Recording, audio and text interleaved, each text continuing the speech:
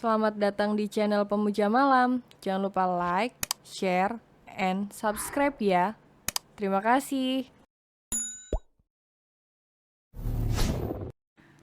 Chapter 32. Rumah Baru. Awalnya aku merasa keberatan jika harus pindah ke Jakarta. Tinggal di sana lagi dan meninggalkan ibu hanya berdua saja dengan Alina. Aku tahu ibu nyaris sering sendirian di rumah karena Alina sering pulang larut malam. Namun lagi-lagi aku harus mengalah dan ikut suamiku. Tentu saja, seorang istri harus ikut kemanapun suaminya pergi. Aku menghela nafas dalam. Air mata ini mengalir deras. Padahal, ini bukan pertama kalinya aku meninggalkan wanita yang telah melahirkanku tersebut. Namun, tetap saja aku menangis seperti anak kecil.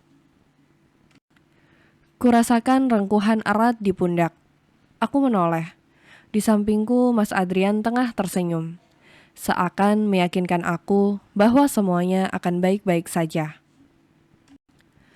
Dia mendongakkan wajahku agar menatapnya. Lalu Mas Adrian menggeleng pelan. Kemudian kedua ibu jarinya menghapus jejak basah di kedua pipiku. "Jangan menangis lagi," bisiknya pelan. Tatapan kedua matanya berubah sendu.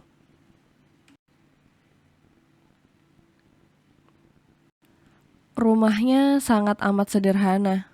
Jangan dibandingkan dengan rumah yang dulu pernah aku tempati. Karena itu sangat berbanding terbalik. Rumah minimalis menjadi hunian baruku saat ini. Aku kira Mas Adrian tinggal di sebuah apartemen. Ternyata pikiranku salah. "Hai," suara Mas Adrian terdengar mendekat. Aku menoleh. Tampak lelaki itu membawa nampan di kedua tangannya. Aku tersenyum. "Udah puas kelilingnya, Nyonya?" tanyanya dengan senyum terkembang. Aku terkekeh, lalu mengangguk berkali-kali. Lantas kami pun tertawa bersama. Mas Adrian meletakkan nampan di meja, lalu duduk di bangku yang menghadap keluar. Lantas Mas Adrian mendekatkan wajah. Hangat nafasnya menyapu wajahku. Sontak aku pun memejamkan mata, memikirkan kemungkinan yang akan dilakukannya. Namun, sampai beberapa detik, tidak terjadi apapun pada wajahku, apalagi pada bibirku. Aku membuka mata, mengerjap berkali-kali. Ternyata lelaki itu tengah mengulum senyum. Ah, malunya aku. "Minum dulu tehnya, Nyonya," Mas Adrian berbisik di telinga, lalu meniup telingaku. Aku merinding. Seakan begitu terasa, aliran darah ini mengalir ke seluruh tubuhku.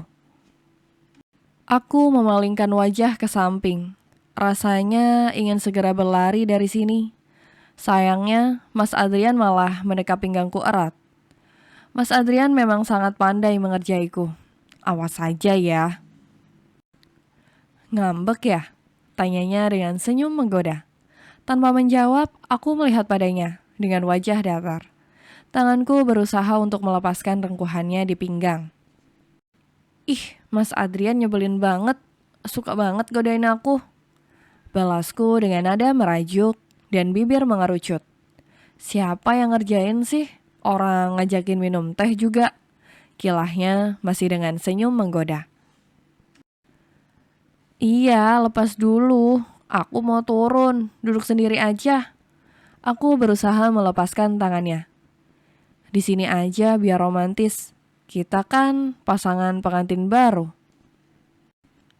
Aku mencebik, mendengarkan alasannya yang masuk akal. Emangnya kalau nanti udah jadi pengantin lama, nggak bakalan romantis lagi? Dasar ada-ada aja. Akhirnya, aku hanya menghela nafas panjang. Tanpa membalasnya lagi, lalu mengambil cangkir teh di nampan. Aku meminumnya. "Mas, boleh nanya sesuatu nggak?" "Apa itu?" Aku menghadapnya, merangkum kedua pipinya. Kenapa Mas Adrian tidak pindah saja dari kantor yang sekarang? Maksudnya, aku harus menjual sebagian saham yang aku miliki di sana. Tanyanya dengan dahi berkerut bingung, lalu membuang pandangannya ke jalanan. Maksudnya menjual saham? Aku bertanya dengan isi kepala yang bertambah kusut. Sahamku ada di perusahaan itu. Hah? Maksudnya? Mulutku terbuka, mendapati satu kenyataan yang ternyata Mas Adrian, suamiku adalah salah satu pemegang saham di perusahaan besar itu. Iya, perusahaan itu sebenarnya perusahaan yang didirikan oleh dua orang sahabat dekat, papanya David dan juga papa aku. Serius? Jadi kalian... Kami berteman, hanya itu. Aku tercengang mendapati satu kenyataan ini.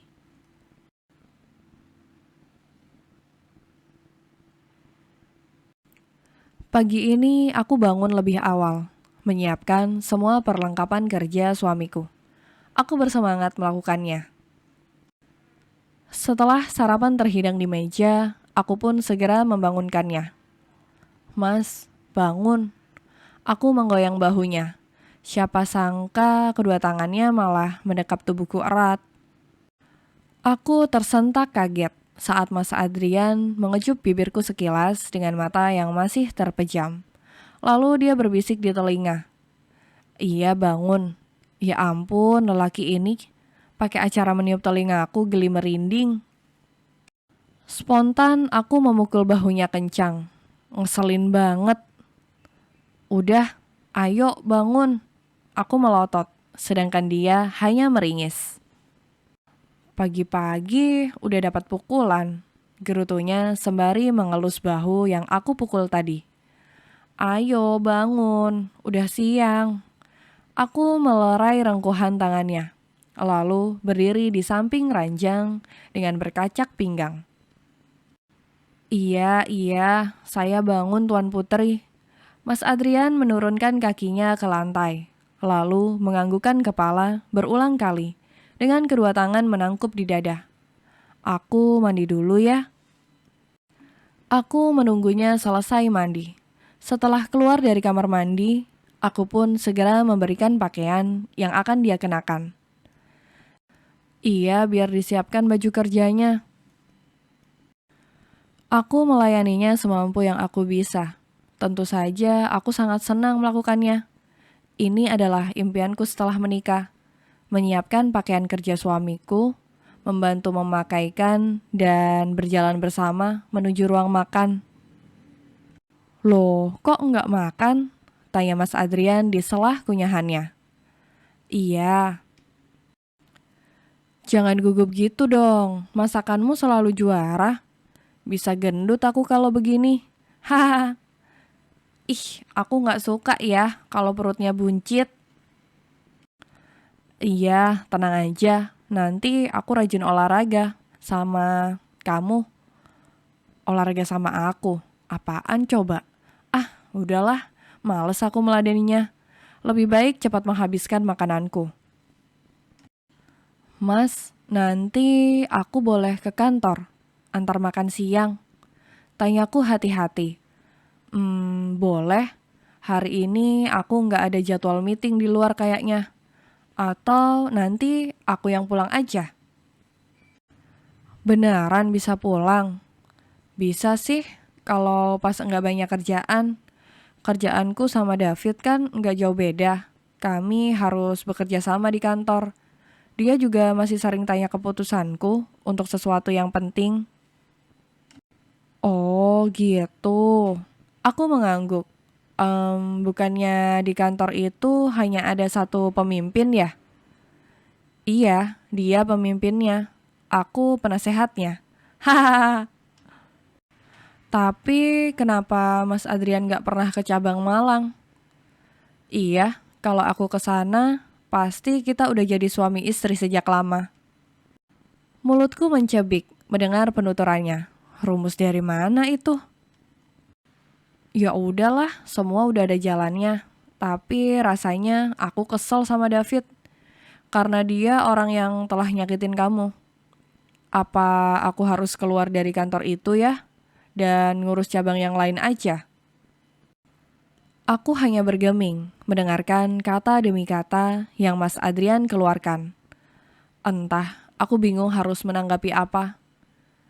Dari dulu, urusan kami selalu aja masalah perempuan. Heran. Dahiku berkerut bingung. Maksudnya? Mas Adrian melirik arlojinya, lalu berdiri. Aku berangkat ya. Aku berdiri, mengikuti langkahnya, lalu menyambar tas kerja Mas Adrian. Sesampainya di pintu, aku memberikan tasnya tersebut padanya, mengulurkan tangan, meminta salim. Mas Adrian mengecup kepalaku lama. Aku memejamkan mata, menerima perlakuannya. Ada yang menghangat di dadaku. Hati-hati di rumah, kalau ada apa-apa langsung hubungi aku. Terus, nanti aku usahakan pulang makan siang di rumah. Aku mengangguk. Mas Adrian mengelus kepalaku dengan senyuman yang menghangatkan. Aku berjalan sampai ke pagar. Setelah mobilnya berlalu, aku segera menutup pintu pagar tersebut. Beberapa wanita lewat di depan rumahku. Aku menyapa, sekedar basa-basi. Namun, saat aku berbalik menuju rumah, suara seorang wanita mengagetkanku. Marisa ya? Aku membalikan tubuh, mengurungkan niat untuk melangkah masuk ke rumah. Kami sama-sama terkejut. Aku terkejut karena pertanyaannya. Mungkin dia terkejut karena ternyata aku bukan Marisa sesuai dugaannya. Bukan ya? Tanyanya gugup. Iya, aku berjalan mendekat padanya. Tampak wajah ibu itu bingung. Maaf, aku mengulurkan tangan, memperkenalkan diri. Saya Ana, Bu. Kami pun bersalaman. Ibu itu bernama Siti. Rumahnya berjalak 3 rumah dari rumah yang aku tempati. Aku membuka pagar, mempersilahkan Bu Siti masuk. Sayangnya dia menolak. Apa dia malu ya karena salah menebak? Bu, kalau boleh tahu, Marisa itu siapa ya? Aku seperti pernah mendengar nama itu, tapi lupa kapan dan di mananya. Oh, itu bukan siapa-siapa kok. Kalau begitu, saya permisi ya. Bu Siti pergi tanpa menghiraukan aku yang ingin bertanya lebih lanjut. Setelah tubuh Bu Siti tak tampak lagi, aku memilih masuk ke rumah, membereskan rumah. Selama menyelesaikan pekerjaanku, pikiranku berkelana pada Bu Siti tadi, tentang Marisa. Aku terus mengingat-ingat. Duh, aku memang sangat pelupa. Kadang aku ingin mencuci isi kepalaku ini, agar bisa mengingat dengan jelas. Marisa... Siapa Marisa? Sebuah denting bunyi dari ponsel mengalihkan pikiranku. Sejenak, aku pun menghentikan aktivitas mencuciku. Duduk di bangku mengambil ponsel yang tergeletak di meja makan. Sebuah pesan dari Alina. Kak, Bang David melamarku. Aku bahagia. Pesan singkat yang diikuti emoticon love. Aku tersenyum, ikut merasakan kebahagiaan Alina. Lalu segera mengetik balasan. Syukurlah, semoga dilancarkan sampai acara. Katakan jika butuh bantuan kakak ya. Kakak ikut bahagia. Membaca ulang pesan yang dikirim Alina, mengingatkanku pada sesuatu. Perkataan mantan suamiku tentang mantan istri Mas Adrian. Marisa. Aku mengeja nama itu. Iya, aku ingat. Marisa adalah mantan istri Mas Adrian. Bersambung.